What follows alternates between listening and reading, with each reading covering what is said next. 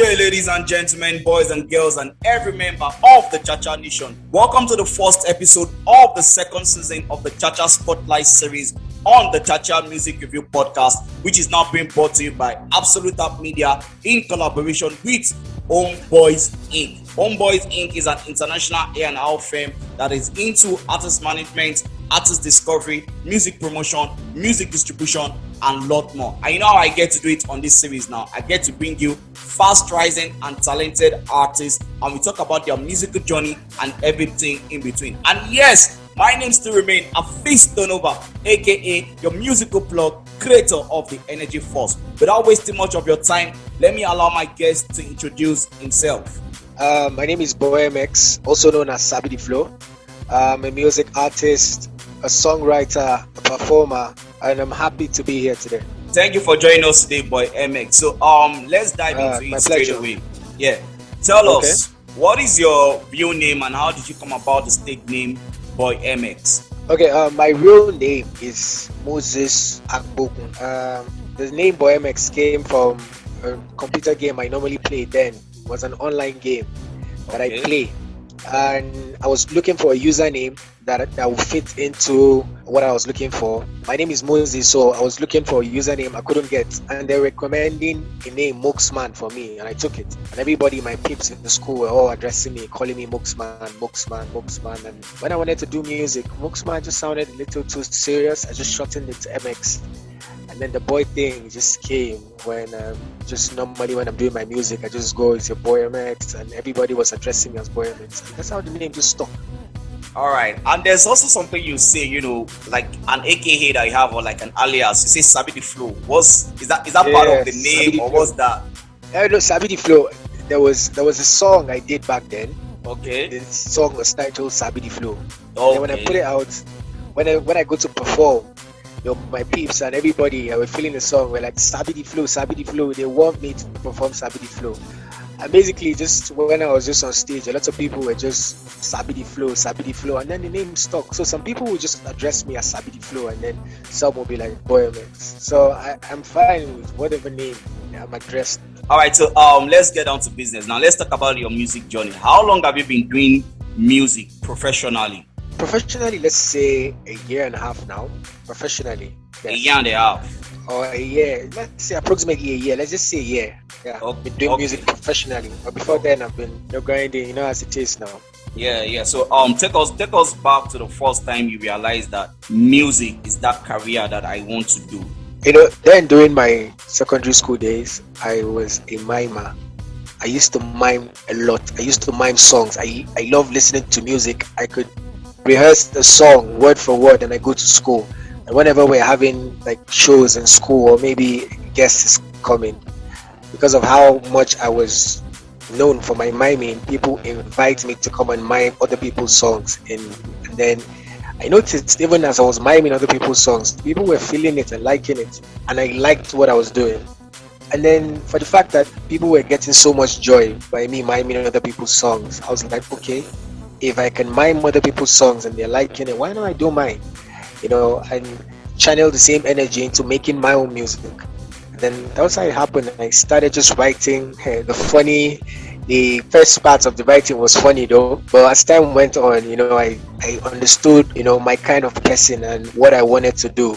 And that was how I started my music journey, and here now. All right, so looking back to, you know, all those years miming people's song and, you know, getting to write your own first song, because like you rightly mentioned now, you said, you know, writing the first song was very funny. You know, give us that gist. How did you write that first song, and what inspired you writing that first song? You know, I actually went to a studio by mistake. It was not even intentional. My younger brother's school, I went for his graduation, the normal speech and prize that we know. So it happened that his school was situated opposite a particular studio I've been hearing about. I didn't even know that was the studio, but everywhere was jam-packed, and I was looking for a place to sit and rest. I didn't know I was resting in front of the studio. Okay. And then people came out, and I was hearing sound was coming from inside. I was like, okay, something is happening here. And then somebody was like, this is a studio.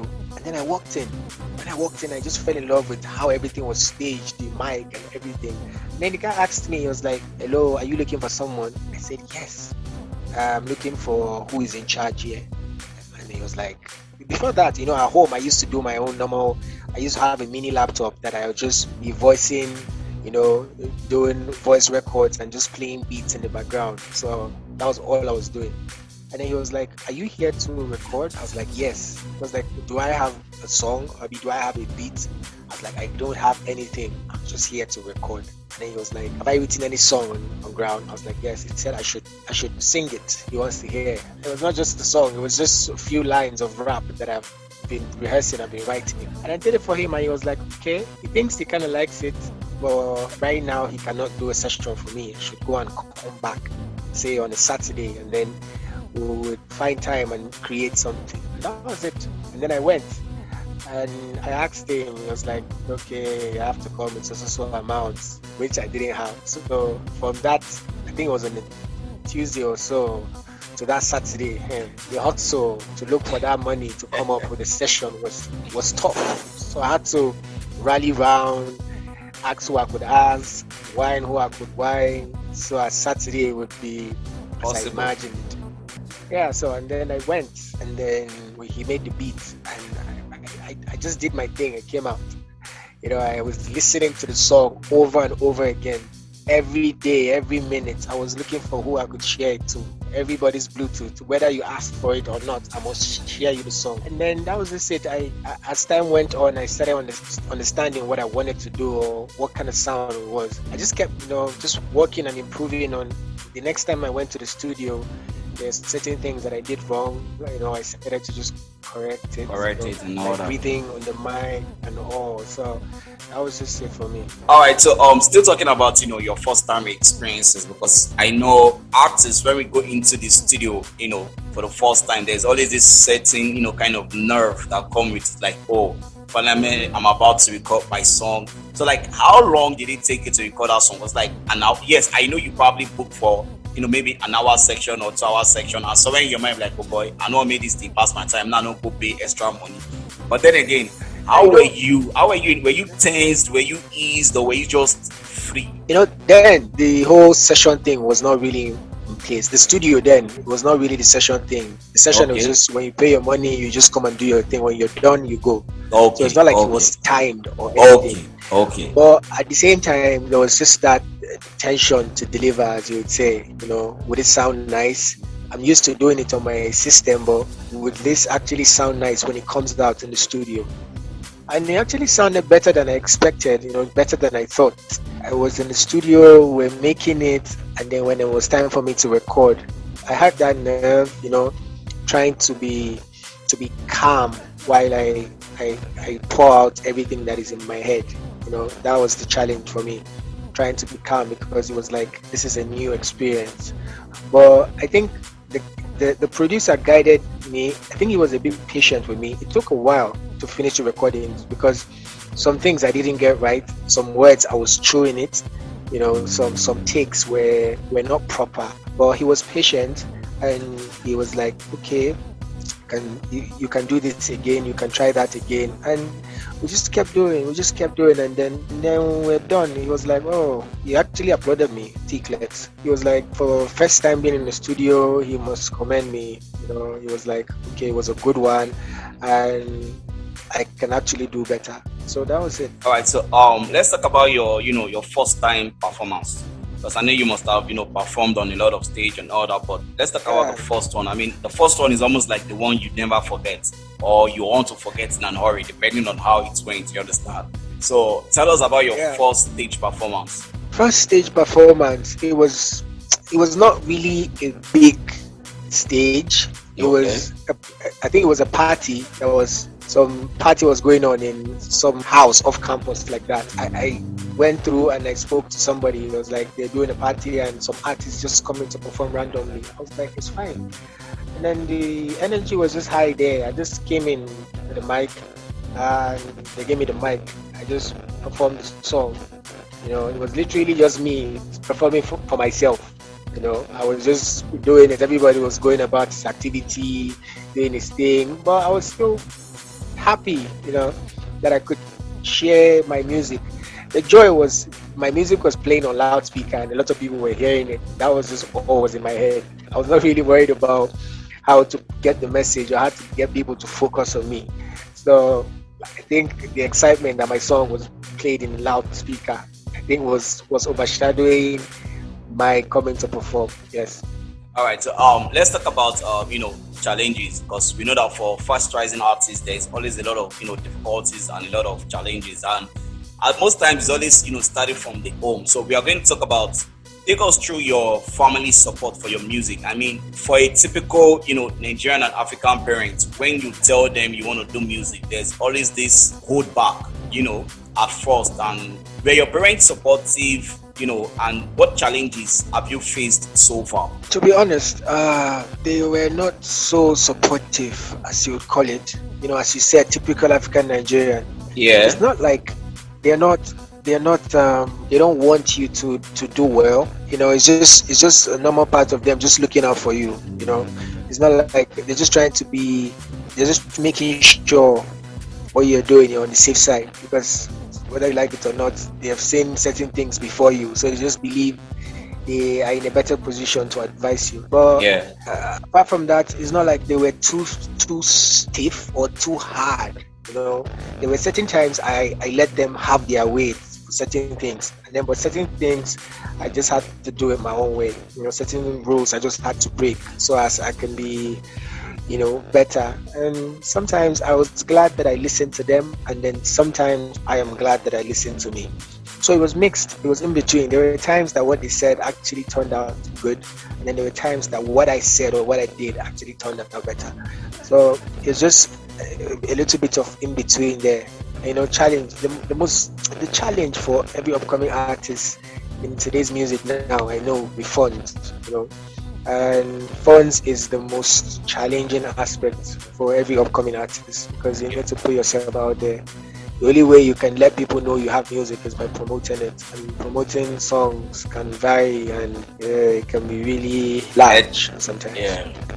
Well, it's one of the things we are also trying to achieve with this podcast. That's the Cha-Cha Spotlight series. Is also to help our upcoming artists promote their songs. So we always try to work with them. So whenever they have a new song, they can always send to us, and we can always do our own part when it comes to promotion. We try as much as we can to help. So yeah, we're always in for you.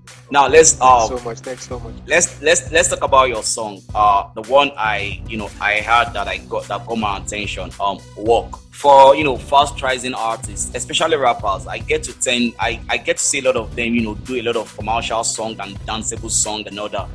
But your old song was a bit different, because it talked more about societal issue that you could relate to it. And I'm like, okay, wait, this guy is different, because a lot of people in his shoes want to talk about shake that booty and get the money and all that.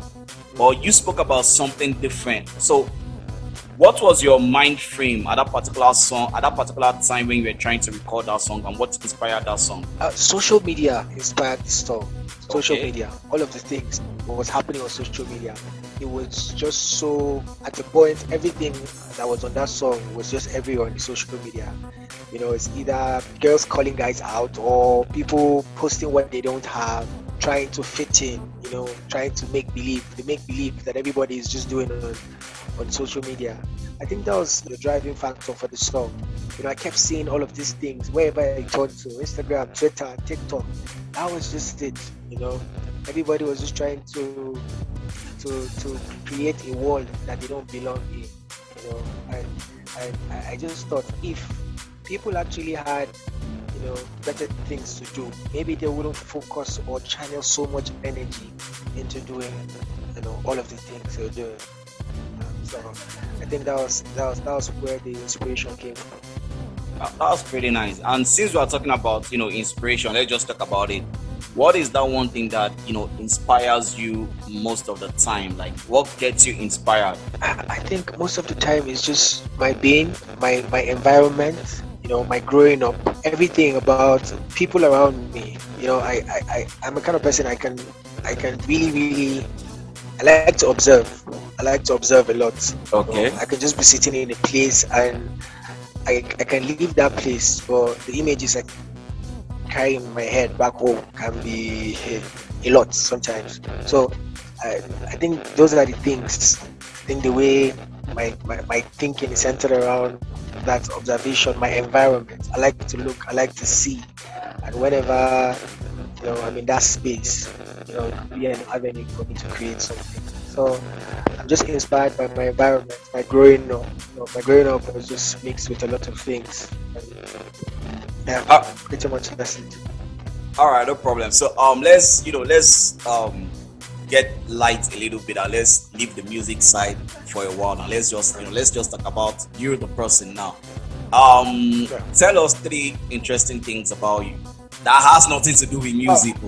Yes, I'm a gamer. Yes. Okay. I'm a gamer. I like to play games. That's one. I like to. But you hope you're not a player. You are a gamer, not a player. No, I'm a gamer. I'm a gamer. Let's see. I don't like traveling. I'm not a fan of traveling at all. I only travel when I need to. But that's the life of an artist, though. Yeah, true. That's what I'm saying. So it's one of those things. It's one of those sacrifices you have to make. Have it. Yeah, I understand. Exactly. I'm not really a fan of traveling. Like, I only travel when I need to. I can't just wake up one day and be like, I want to travel for the fun of it. And I like to be in my zone. I could be chilled sometimes. I just like to just be in my space a lot, because I like to, as I said, think about things, and put a lot of images in my head. Sometimes I just sit on my own and try to bring them to life. Yeah. All right, that's very interesting. So what's your best food? My best food is it's a northern special, tuwon shinkafa. Tuwon shinkafa, and miyan taushe. It's a food I grew up eating. I did some growing up in the north, and okay, wherever I went to, I couldn't find something that would just beat it for me. I've eaten some of the stuff that were nice, but there was just something about it that maybe it's the way my mom used to prepare it, or I don't know, but it was just it tastes and has been my favorite. Okay, so do you watch? Are you a fan of football, or are you a fan of Z World, or? No, Z World. What? No. I'm not a fan of Z World, and I'm not a fan of people who are fans of Z World. Yeah, shout out. I'm saying this with no disrespect. No, sometimes my siblings are home. I'm saying it because of my siblings at home. Sometimes people can just have this clash. They want to watch Z World. I want to watch football. And then sometimes I just be like, why? Well, shout out to everybody, man. We can't all like the same thing. So definitely. It's good. So I'm a fan of football. I like football a lot. What club do you support? Hey, Manchester United. Manchester. But don't think your coach is slacking up. I mean, the way the football is going right now, everybody is slacking up. But because Man United has been that big, the focus is on them. Everybody. And if you look at it, I think they are growing, but people don't want to see that aspect. They just want success instantly. It is impossible. You can't just have it the moment you want it. It's supposed to be a process. And I think so far so good. We're better than we were last season. So I think we can still be better. Yeah.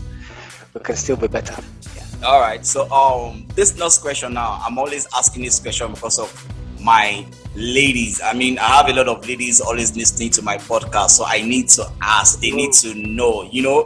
You can never say God can answer their answers on my podcast. So, are you single, engaged, married, entangled? Well, at the moment, I think single is the word. Oh, okay. At the moment, single is the word. But I'm not seriously single. But I think single is just the word. Okay, single is just the word. Just the word, but not seriously single. Not seriously single as such. Single can mean a lot of things if you ask me, though. Okay. Because if you want to box yourself into that single category or taking, or you're in a relationship, No, relationship. Oh, You get as him plenty. attack they be. Yeah, you get as me, plenty. So I just leave it as just only single. All right, so before I kind of let you go, I mean, obviously, I would like you to do one or two freestyle for us so that the people can feel the raw. Oh. Wow. Okay. Let's see. Are you ready for me now? Yeah, we're ready. Ok, BoyMX DSO, je m'appelle Monsieur Sabidi Flow. As I make a flow and I talk small. I get better vibe, get better flow. I want to blow budget, live better life. I pray say I go marry myself better wife. If you know you are feeling her, rap it, name better like. Kubani space manner, give me better air. No give me buru, cause I want better beer. Money no be issue, be the sakode, shopping spaghetti with my guys. No bring abacha here. Sabidi Flow DSO. All right, Sabidi Flow, I have to say it's been a very, very amazing conversation with you. And like I rightly said, we on the Chacha Spotlight series are always here to support you anytime you have a new music or a new project. Yeah, before you just quickly go talking about new project, is there anything you are working on right about now, or should we be expecting something anytime soon?